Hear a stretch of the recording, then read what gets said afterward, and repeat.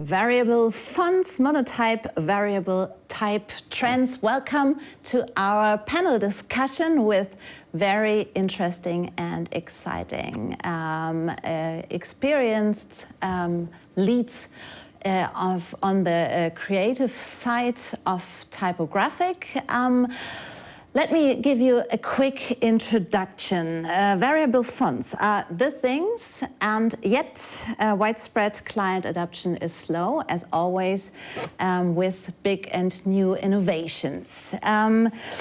The Monotype Trends Report shows empathy with typographic motion and the dynamics of variable fonts. So how do the brands react, and how do you as creatives need to approach brands and clients? That's what we discuss with 4 excellent panel discussionists on our panel.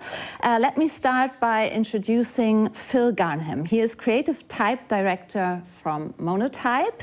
He is a type designer with experience with international high brands. Good to have you again on board, Phil. Nice to see you.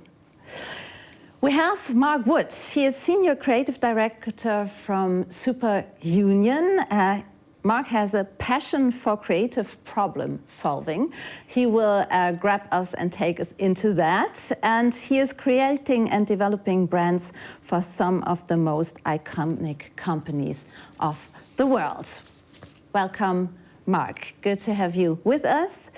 Dorian Thomas is with us too. He is Executive Creative Director, Territory Studio. He is multidisciplined, a creative design lead with 20 years experience on both agencies and client sides. Good to have you too, Dorian, welcome. And the glamorous one in the herd. Nice to have you, Louise Sloper. She is a creative director and founder of Here.We.Go. Louise is an awarded creative director and graphic designer, and currently leading the team at Here.We.Go. So, very excited to have you all with us.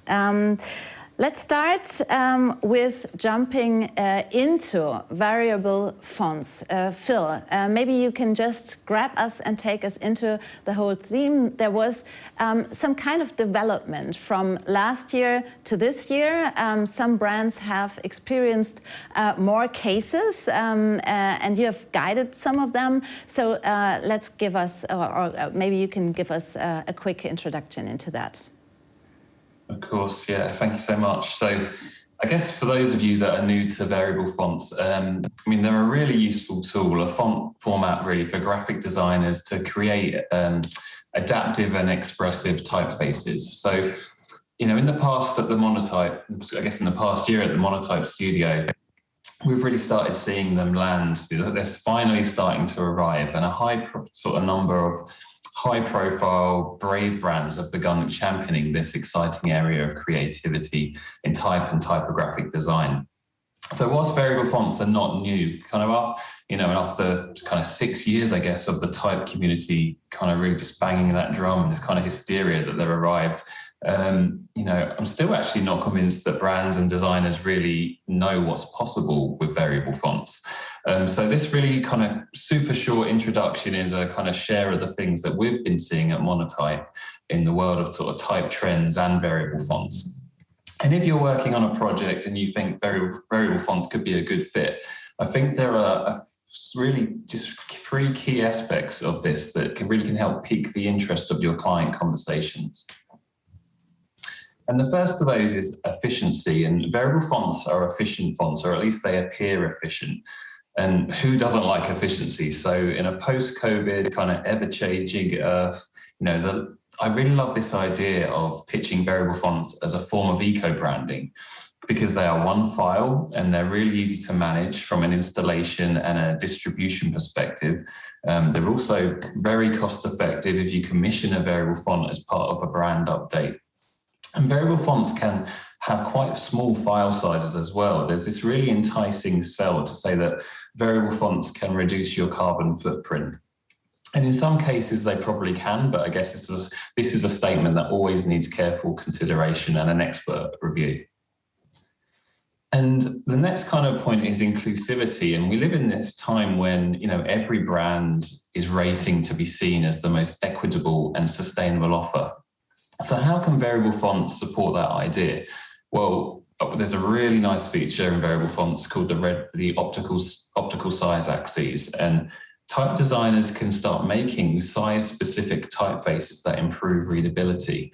So the very cool thing is that the web browsers by default can actually enable the optical size axes in variable fonts. So look into the future, a variable font with an optical size axis will likely become the most accessible font that you can use on the web.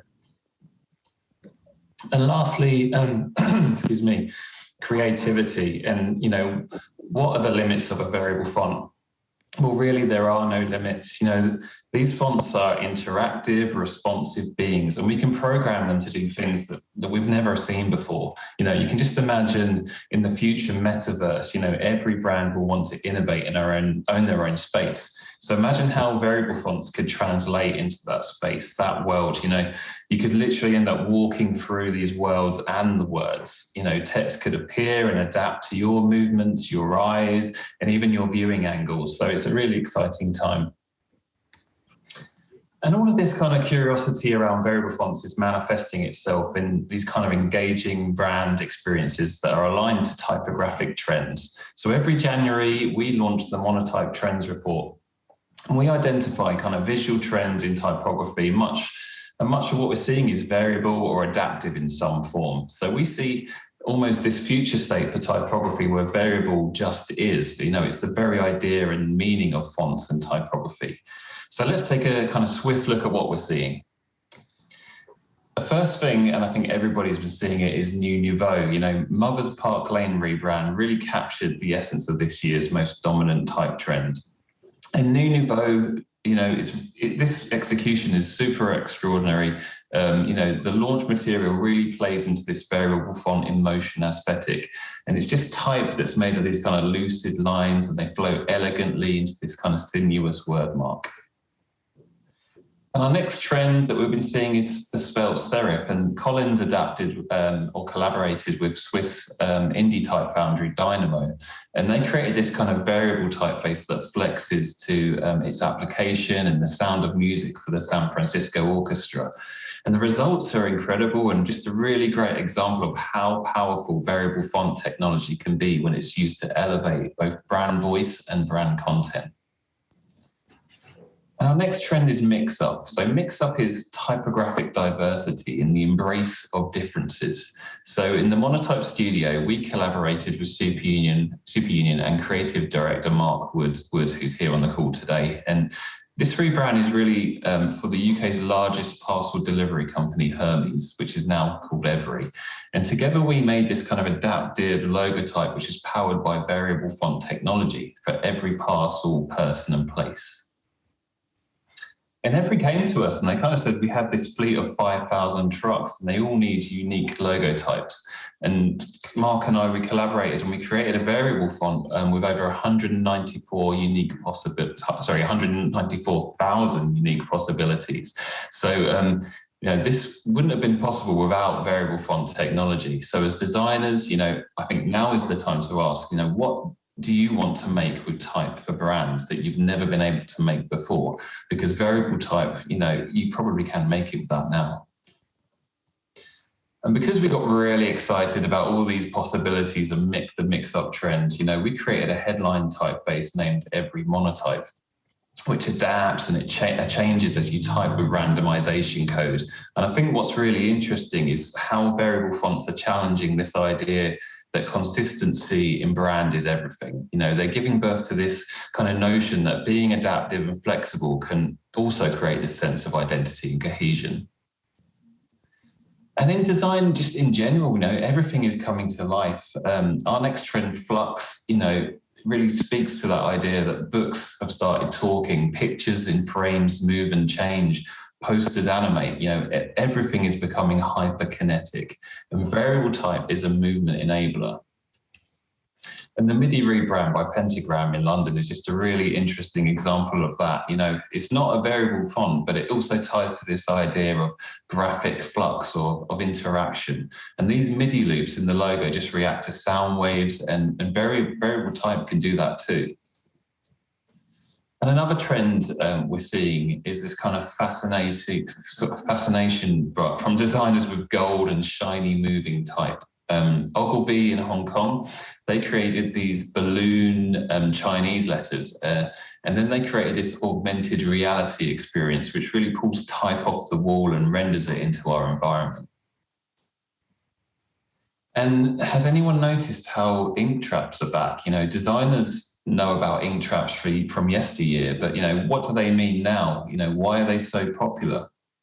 Well, I think it's just because they look cool, they act as a point of interest, they add sparkle to an otherwise ordinary sans. But, you know, Mother have been doing some really great work, and they created this variable ink trap design for Bodily, which is a proud and confident body content brand that promotes educational resources and products backed by clinical research. And last year at Monotype, again, we made our own ink trap project with JKR for M&Ms. And this typeface is a key part of their rebrand. It really explores ways to capture all the joy and kind of the character of the M&Ms brand, creating this more versatile type system for brand expression.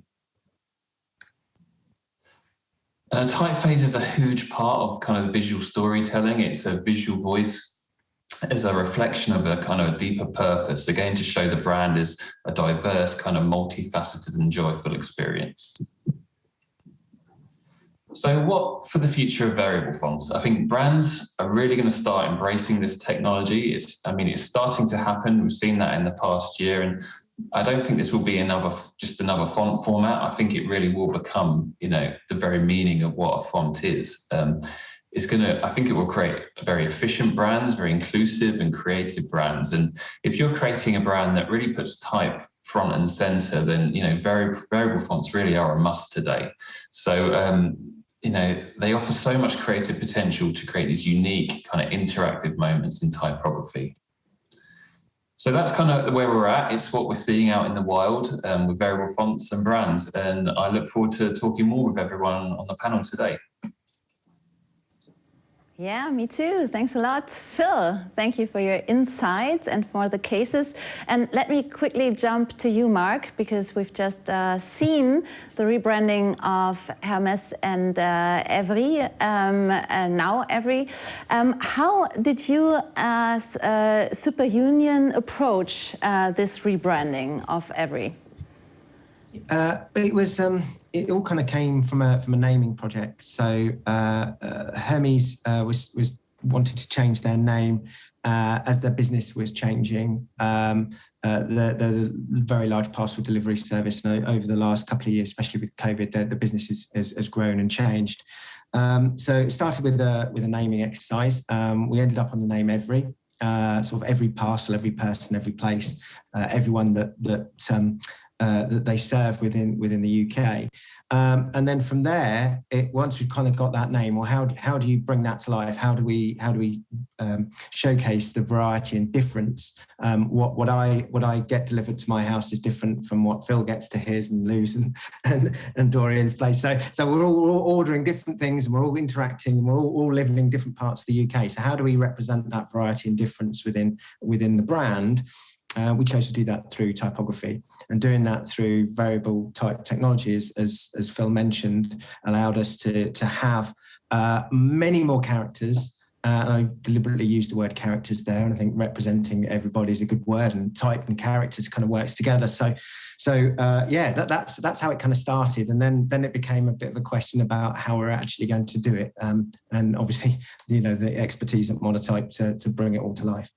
Absolutely, and why did you choose such a mix-up style? As Phil just mentioned, about or almost 200,000 varieties. That's very brave from a creative side and from a brand side as well to choose such a variety, isn't it?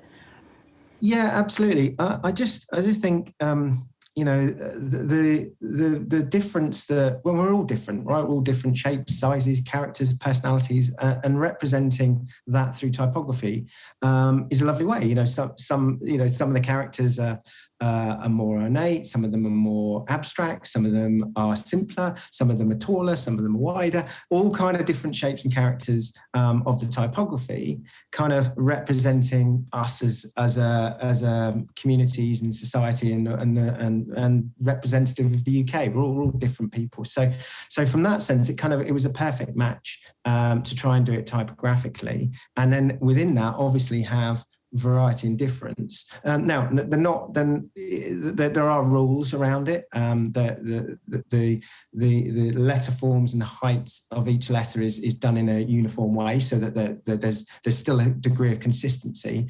Often we encourage consistency of brand application. Now, of course, we need to do that. So we keep the color palette very reduced, and we keep the X height very, very controlled. The cap height very much controlled. So and the width. So even though we've got 195,000 different variations of a logo, they're all roughly the same size and shape and color, so that you get that consistency. Absolutely. So efficiency and inclusivity and creativity, the three main topics of variable fonts.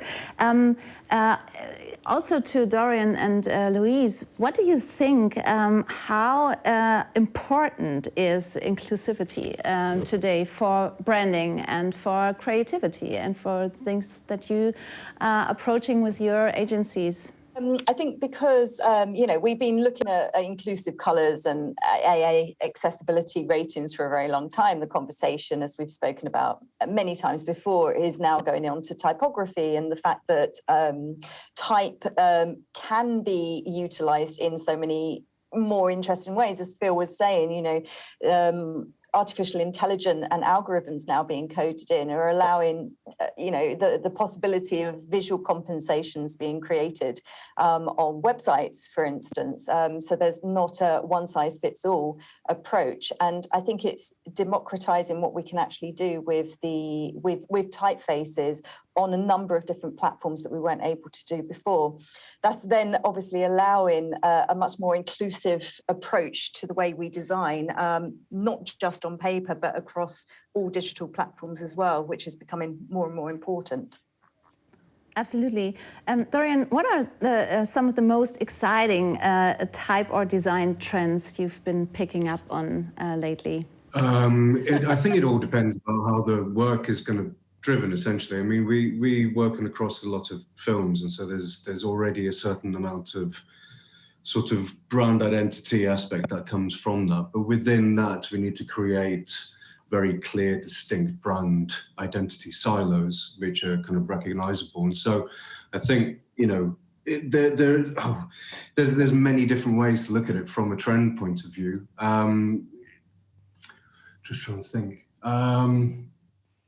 I mean, if I'm perfectly honest with you, just looking at what Mark and Phil have done with every identity is absolutely beautiful and so dynamic, and it allows that aspect of creativity to flourish. I think it's not necessarily restraint as much. So every case that Phil and Mark just gave to us is obviously an iconic new way of starting with variable fonts. Phil and Mark, let me ask you: did it take some time and some effort to convince a brand to really have the bravery to do such thing and to use this dynamic way that you've just described, or was it easy going because they are rebranding and renaming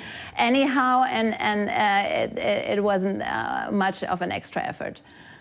No, it wasn't. It wasn't really. I think more than anything, if what's the alternative? I think was this good starting point. So you could do what we do, but using hundreds of different typefaces, and some poor designer is going to have to sit there and do it every single time.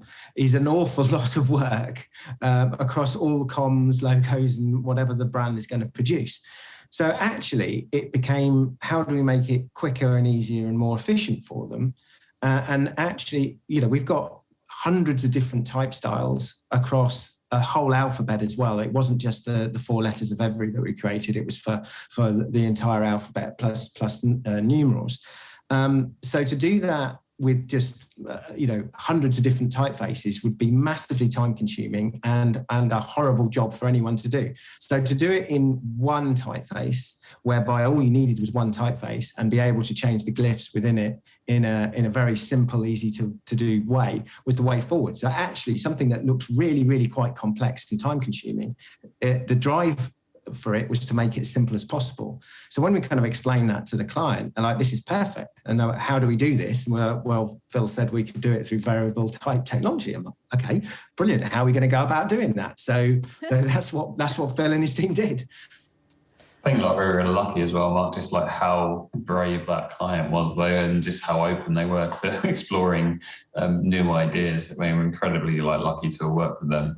But I think like variable fonts, there really are 2 kind of main kind of client sales, and that's like kind of the functional sale where you can make a font that's really adaptive to any kind of device or environment, and you can just really enforce that continuity across the brand. Or you can go the other way, you can go full on creative and expressive and really push it in a creative sense. For me personally, the conversations that I've had with clients, it's the creative aspect that brands are really interested in. That's what gets people excited. And it's not to say that functional aspect isn't valid at all. I'm sure there's going to be some amazing, highly sort of really granular examples of how these fonts can adapt and kind of solve all sorts of kind of visual problems. But I think the creative sell right now, that's what's getting clients excited. Could I ask a question just about the brand itself? Because you've got so many variables within it. I mean, you mentioned kind of rules and things like that before, and so I'd be very scared to see the size of the style guide. But from a creative point of view, it's incredible, and it kind of makes your mind explode in a way that in really amazing positive ways. But from a policing a brand point of view, I think you touched on it briefly then.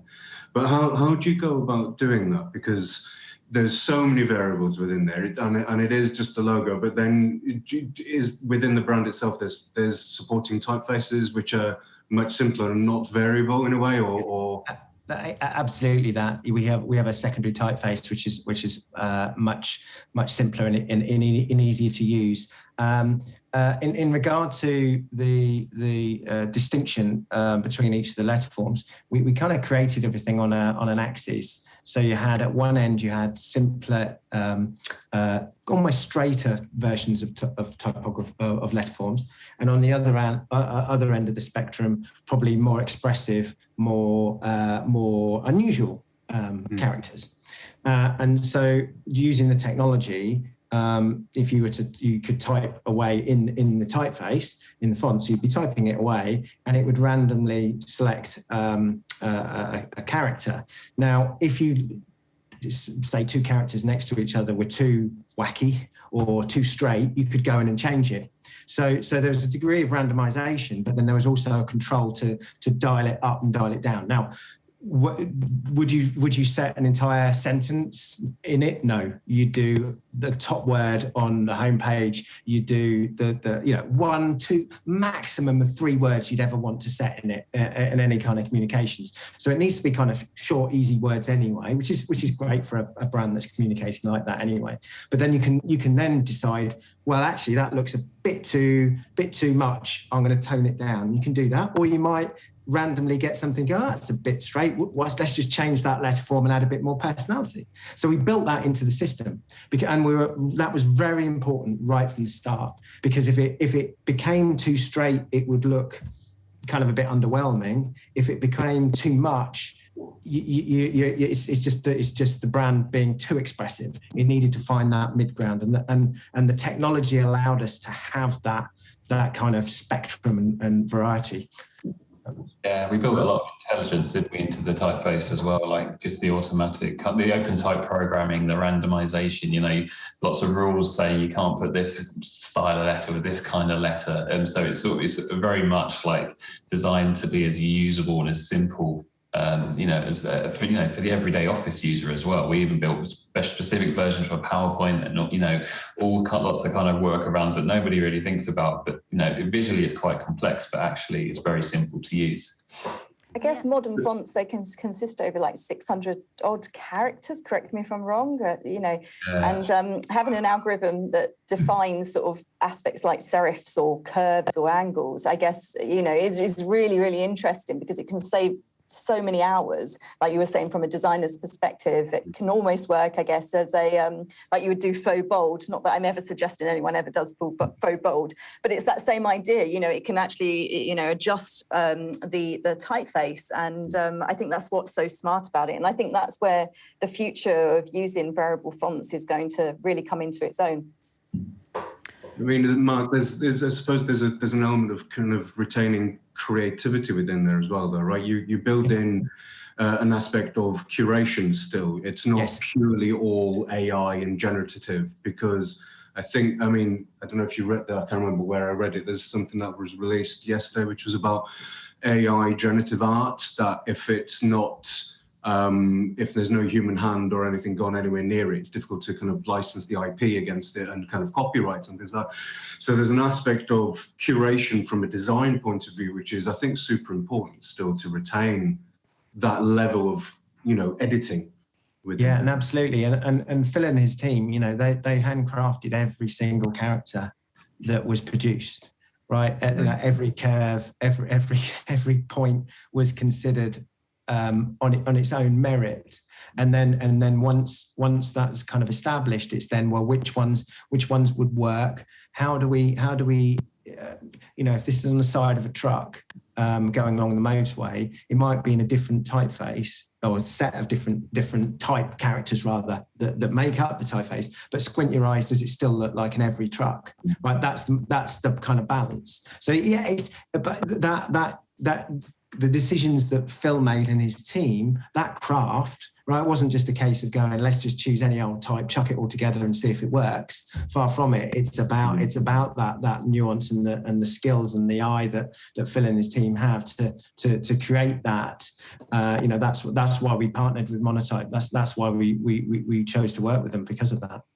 Yeah, I mean, that's always the fear, isn't it? That with artificial intelligence, you might lose some of the soul of the designer. Because Gerard Unger, the type designer, had that quote. I think I'm going to misquote, but a typeface is the expression of the designer.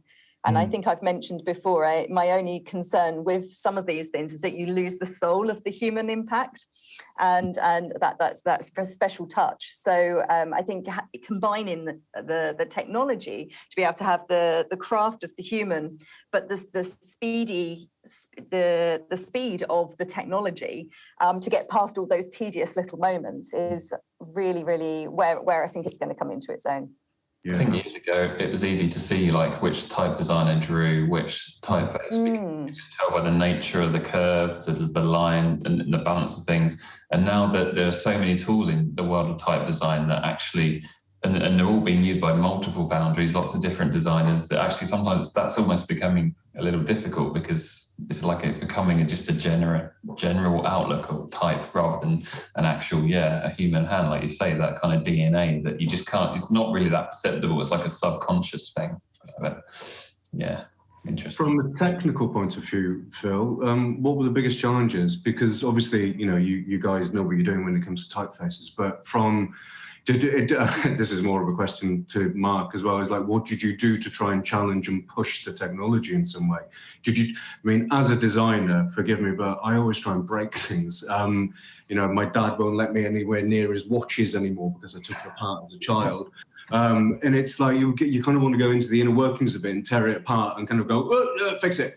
It's like, was there an element of that within the workflow?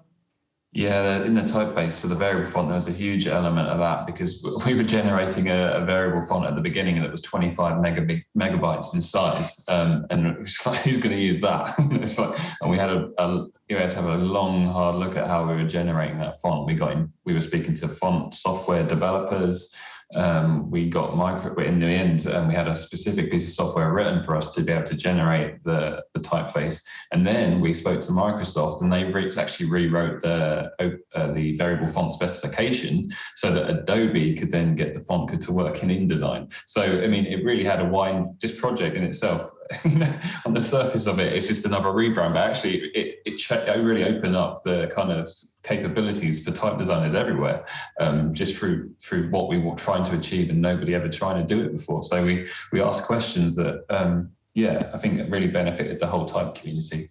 Let me quickly jump in. I really enjoy listening to you, but I just want to open it up a little bit more and to give Louise and Dorian also the chance to talk about their work, even though this case of Every is a huge one and the best case for variable fonts. But Louise and Dorian, have you ever used variable fonts in your work? And if you haven't, why haven't you yet?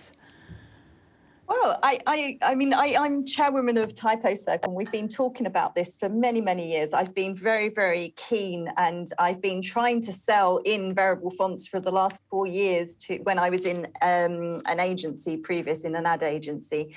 I find them absolutely fascinating. I think the Monotype's Helvetica Now case study, that exploded, and it allowed us as designers to know this thing exists. This amazing technology that's making small file sizes of amazing typefaces and font families available. But I think that's part of the problem, that I don't think we necessarily have enough information and knowledge about the typefaces that are out there at the moment. And often I think people are a little bit scared of it, or we feel that there may be some restrictions. It might be quite restrictive in our designs.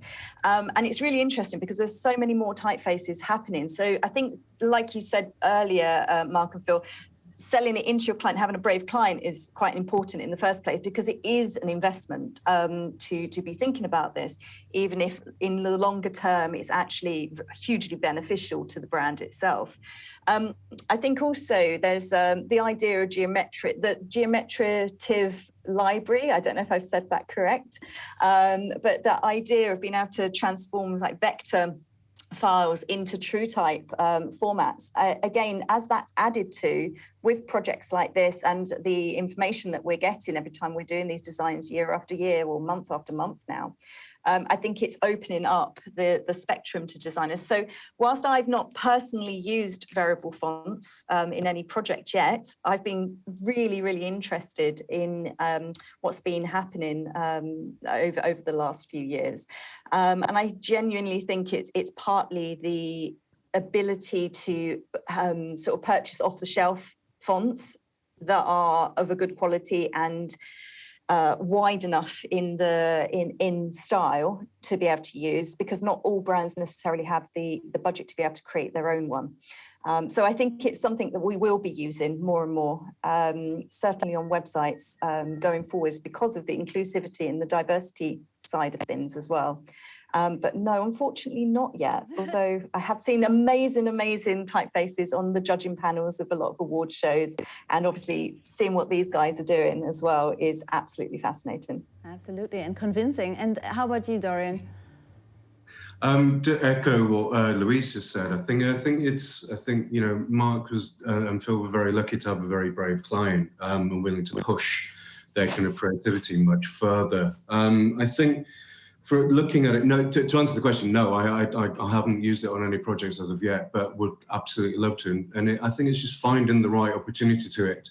I think, it's got to be right, and rather than just forcing it in. And I think the more brilliant, beautiful case studies that we've got, the more conversations that we can have with clients about how brave they are and where they want to push things. I think, for me, relatively kind of new into the variable typeface kind of world, but it's almost like what's the workflow from a technical point of view is an agile workflow, isn't it? It's kind of early release, beta, bring back in, test early, it's all those kinds of. So the more of that we can kind of do, and obviously trying to kind of, if I'm perfectly honest with you, the next person I speak to, I'm definitely going to show the every brand too, and it just because it showcases the capability so beautifully, and retaining brand ownership across the board. So it's a good case study. But yes, to answer your question, simply no, but would absolutely love to. But I think, like I mentioned before, for me it would be like, how do we push it? How do we break it? How do we fix it? How do we progress it? And I think you can only do that by, the more people that are allowed to use it and be able to use it, I think. So, yeah. But no, it's just super exciting. Yes, I think it's super exciting in animation as well. Like you said in your case study, Phil, I think that's where it's really going to come into its own. We've got, we rely on moving image, kinetic everything now, and the ability to have that option in one package is really powerful. So I think that's where I think designers are going to start to realize the capabilities of variable fonts. And I really truly imagine over the next year, everything's going to explode in the use of it, because there's so many more typefaces available now. Absolutely, and looking to talking about trends and looking to metaverse, for example, what do you think? How will the next big thing, such as metaverse, will influence maybe also the braveness of the brands and the need of the brands to jump into things like variable fonts? Oh God. I'm closest to that one, I suppose. The metaverse is just mental anyway, isn't it? But hands up, who understands it? I think for me, from the understanding of metaverse is it's going to become a bit more personal, and I think having variable fonts will allow that kind of division of smaller brands existing within a bigger brand. Subdivisions of brand, blah, blah, blah, being able to have that, and again, that word expressiveness within there, I think that's where that's going to come into its own. But look, we are very early in a metaverse universe type thing, and who the hell knows how anyone's going to use it. I think, the dot-com bubble bursting in 2002 because people were making amazing websites in Flash, and then all of that went away. And, we had to find our feet again with how we were using it. So I think it's going to be, it's just opening things up and allowing people to play and to kind of experiment, I think is the kind of key to all this. And I think, variable fonts just is the perfect playground for that, right? It's where and what can you do with it? And if there's no limitations to that, I think we're in for a great, awesome ride over the next 5 years and see the developments, because, I'm old, and there are kids that will be using variable fonts in ways that I can't even envisage because I'm stuck in my ways, never teach an old dog new tricks. But it's, I think they're the exciting things for me, which is seeing how the next generation is going to use them and what they're going to do with them. And again, that idea of how does it break? Where does it break? What does it do? Super exciting. But yeah, that sounds like I know what I'm talking about metaverse, but it doesn't. I have no idea. I think there's going to be a real interest in gradual, but to be honest, I've said many times before, I think fashion houses are well ahead of what often we do in advertising or in other areas of branding. And the recent Balenciaga work was great for that exact reason. But I think what's going to be really interesting is creating 3D type. I think, with the algorithm-based typefaces that are being created just to create three-dimensional shading and shadowing is just going to we're going to grow upon that technology, and being able to put three-dimensional type, like you've shown in the type trends within that world. We're already playing with, Instagram filters, augmented reality. That's where these smaller file sizes are going to really come into their own in these bigger, more digitally focused worlds. the idea of being able to touch and play. I mean, are we going to go into Ready Player One with the gloves on and be able to touch and manipulate? We're going to be able to manipulate the typefaces going forwards with our hands like putty dough or something. You know, these are the sort of things that I think are going to work. I mean, with variable fonts or artificial intelligence in general, being able to manipulate typography onto avatar, sweaters, clothing, all of this side of things, I think it's really quite exciting. How fast some of the brands are going to be to get in there, I'm not entirely sure just yet. But I do think there's so many possibilities. And as you say, I mean, my niece already makes green screen films, basically. She knows how to do it. She's 7. So let's see what's going to happen with the younger generations. The power's in their hands. Absolutely. I mean, it's interesting you're saying, sorry. No, go on, Dorian, please. I was going to say, just touching on what Louise kind of brushed on then, which is, you know, the Ready Player One aspect, or if it's an immersive world, or if it's a layer upon a real world. I mean, they're kind of the kind of spectrums that we're kind of looking at it through metaverse. And I suppose you've got Ready Player One, and you've got what's that new film, The Free Guy aspect, where you've got things that can. It's how my mind's just exploding. It's how the brands exactly. I think you're right that the fashion brands are kind of always at the forefront of all that. I think, and it's how, you know. Yeah, sorry, I have no idea what I'm trying to say. It's just trying to think of how it's used at the moment and what direction it would probably go into. I think, but yeah, the layering aspect of it, whether or not it's kind of. You go into something, or if it's a layer on top of something, I think it's quite an interesting way of looking at it, isn't it? Yeah, I think that layering idea is really interesting in terms of like how can fonts automatically start adapting to their context or their environment or the things going on around them. That kind of built-in intelligence that is almost like fonts that are aware of themselves and where they exist on their own. That's really interesting to me. Yeah. Yeah, I think like interaction and development and kind of expressiveness is super cool. It's like, you know, does a brand or does a logo or does a typeface change the more it gets interacted with? Like Louise was saying, you know, you can poke things around. I mean, how malleable does it get, and does it grow? Does it change? You know, is it kind of linked into your emotions in some way, or the more money you spend or the more interaction with that brand, the more development, the more it changes, you know, all that kind of, you know, that word expressive again comes into it, doesn't it? Which is an incredible world to live in. I just think I'm just quite excited because, you know, words, you know, whether it was carved into a tree or a rock, right, or printed on a page, right? It's been around. Words and type has been around for a few thousand years, right? So what it's going to do in a world that we don't quite know yet, who knows? I mean, that being restricted by 2 dimensions in the real world, and then being completely open to all kinds of dimensions in the metaverse, I think is really fascinating. How do you hold type? I mean, it's almost like it's a physical thing to grab hold of. You know, in a way, it's almost like going back to when it was actually physical type. That was exactly what I was just thinking about hot metal. Yeah.